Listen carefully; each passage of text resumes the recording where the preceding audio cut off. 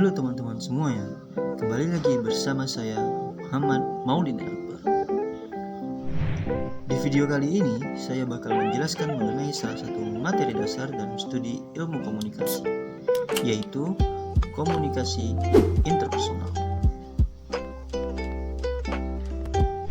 Menurut teman-teman, apa sih komunikasi interpersonal itu?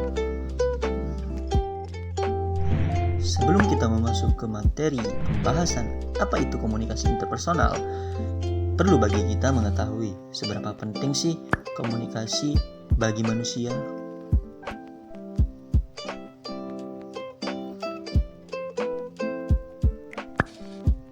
Menurut Dr. Everett Granger, komunikasi merupakan bagian paling fundamental dalam kehidupan manusia. Komunikasi sama halnya dengan bernafas. Sepanjang manusia ingin hidup, maka ia perlu berkomunikasi. Kira-kira kenapa ya?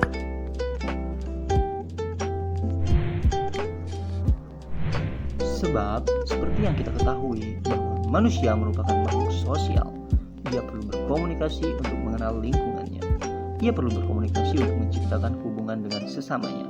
Maka dari itu, komunikasi sangat penting dalam kehidupan manusia sebagai kebutuhan dan alat manusia dalam beradaptasi dengan lingkungan di sekitarnya.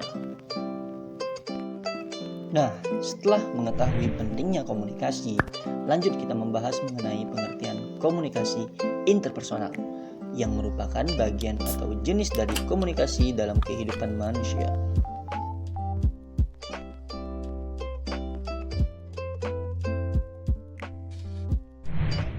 Komunikasi interpersonal terdiri dari dua kata, yaitu inter dan juga personal. Mengacu dari pengertian KBBI, inter bermaknakan di antara, di tengah, atau dia dapat dikatakan di antara dua. Sedangkan personal dapat dikatakan pribadi atau orang. Jadi dapat kita katakan komunikasi interpersonal ini sama dengan komunikasi antar pribadi atau antar sesama orang. Tetapi kalau dimaknai dalam studi ilmu komunikasi, komunikasi interpersonal ini merupakan suatu proses penyampaian pesan dari komunikator dan komunikan dalam waktu dan tempat yang sama. Menurut Dan Barnum, dalam komunikasi interpersonal harus ada pesan verbal dan juga non-verbal. Bila kedua hal tersebut tidak ada, maka belum bisa dikatakan sebagai komunikasi interpersonal. Di dalam komunikasi interpersonal, pelaku komunikasi dapat berperan sebagai komunikator sekaligus komunikan. Karena sifat dari komunikasi interpersonal ini, kedua pelaku komunikasinya saling memberikan feedback secara langsung dengan berbalas pesan dalam berkomunikasi. Nah, setelah kita mengetahui pengertian komunikasi interpersonal, lanjut kita mencari tahu bagaimana komunikasi interpersonal tadi dapat dinilai sebagai komunikasi yang efektif. Seorang pakar komunikasi, Joseph DeVito, mengungkapkan ada beberapa komponen ataupun ciri-ciri yang menjadi tolak ukur efektifnya sebuah pesan dalam komunikasi interpersonal. Yang pertama, adanya keterbukaan. Keterbukaan merupakan kemauan antara kedua pelaku komunikan untuk saling membuka diri dan jujur dalam bereaksi terhadap pesan yang disampaikan.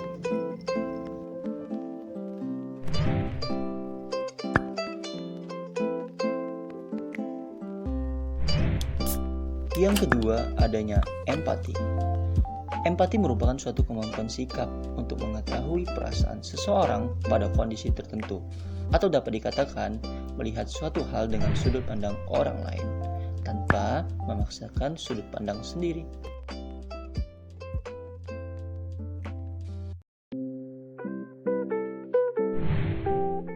Yang ketiga, ada rasa positif.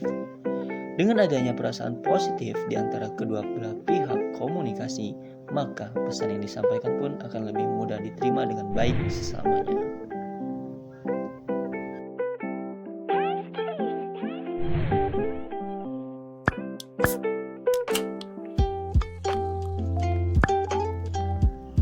Nah, teman-teman, di dalam suatu hal pasti ada karakteristik yang melekat dan menjadi pembeda antara suatu hal dengan hal lainnya, termasuk dalam komunikasi interpersonal.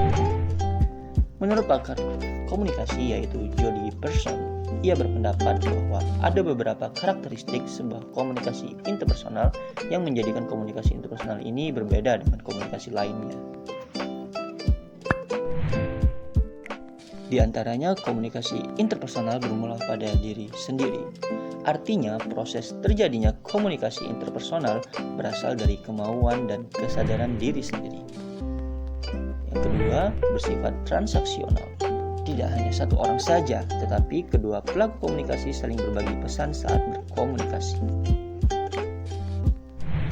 Yang ketiga, mensyaratkan saat pihak-pihak berkomunikasi untuk melibatkan kedekatan fisik. Jika adanya kedekatan fisik, maka komunikasi interpersonal ini jauh lebih efektif.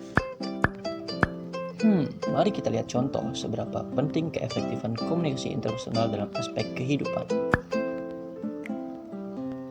Saya mengambil contoh komunikasi interpersonal dalam ruang lingkup kesehatan. Pada kasus ini, saya jadikan dokter dan pasien sebagai pelaku komunikasinya. Seorang pasien sedang menderita sebuah penyakit, lalu ia pergi ke rumah sakit untuk berobat. Dokter menanyakan apa saja keluhan yang sedang diderita oleh pasien. Disinilah efektifan komunikasi interpersonal dapat diketahui. Pasien harus menjelaskan perihal semua keluhan yang ia rasakan, tanpa ada rasa takut untuk menyampaikannya. Setelah adanya keterbukaan dari pasien, maka dokter dapat menangkap pesan yang disampaikan oleh pasien, hingga menemukan penyakit apa yang sedang diderita oleh si sang pasien. Selanjutnya, saat pasien sedang melakukan perawatan, disinilah kemampuan komunikasi interpersonal seorang dokter diuji. Dokter harus melayani pasien sepenuh hati dan rasa empati di dalam komunikasinya. Nah, maka dari itu, penting bagi kita untuk belajar memahami cara berkomunikasi yang baik dan efektif di dalam seluruh aspek kehidupan, terutama dalam berkomunikasi antar sesama individu. Dengan mengetahuinya, kita dapat mempelajarinya. Dengan mempelajarinya, terciptalah hubungan sosial yang baik di antara kita. Kembali lagi dengan saya di video selanjutnya. Sampai jumpa.